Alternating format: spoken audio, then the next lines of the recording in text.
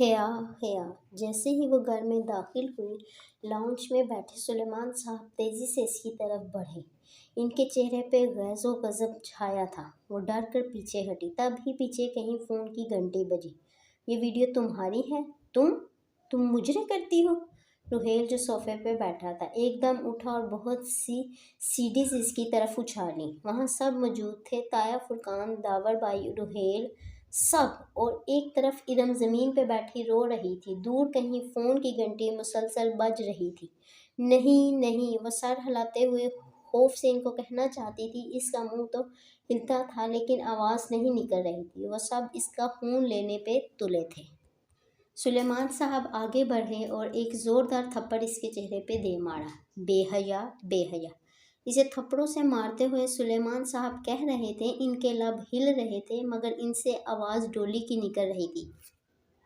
وہ سلیمان صاحب نہیں، ڈولی بول رہی تھی۔ ڈولی ڈولی، پنکی، بے حیا، پنکی کی انگلیاں، فون کی گھنٹی۔ وہ ایک جھٹکے سے اٹھ بیٹھی۔ کمرے میں اندھیرا تھا، اس نے ہاتھ بڑھا کر ٹیبل لیمپ آن کیا، زرد سی روشنی ہر سو پھیل گئی۔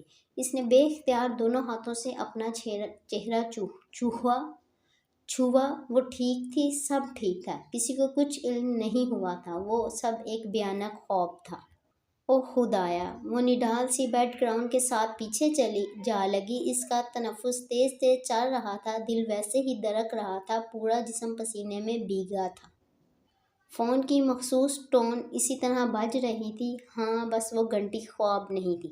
اس نے سائیڈ ٹیبل سے موبائل اٹھایا اور چمکتی اسکرین کو دیکھا۔ Private number calling. چند لمحے لگے تھے اسے ایک فیصلے پہ پہنچنے میں اور پھر اس نے فون کان سے لگا لیا۔ میجر احمد، میں آپ کے آفس آ کر رپورٹ کروانے کے لیے تیار ہوں۔ کل صبح 9 بجے میرے گھر کی بیک سائڈ پہ موجود گراؤنڈ کے انٹرنس گیٹ پہ گاڑی بھیج دیں۔ 9 بجے شارپ۔ شیور! اسے فاتحانہ لہجہ سنائی دیا تھا۔ اس نے آہستہ سے فون بند کر دیا۔ کبھی بھی وہ کسی لڑکے سے یوں تنہا نہیں ملی تھی کہ مگر نہ ملنے کی صورت میں وہ ویڈیو کبھی نہ کبھی لیک ہو جاتی تو زیادہ برا ہوتا۔ اس نے بے اختیار جرجری لی۔ اس خوفناک خواب نے اسے یہ سب کرنے پر مجبور کر دیا تھا۔ اسے لگا اب اس کے پاس اور کوئی چارہ نہیں رہا۔ میجر احمد نے تو اس سے تو وہ نپٹ لے گی۔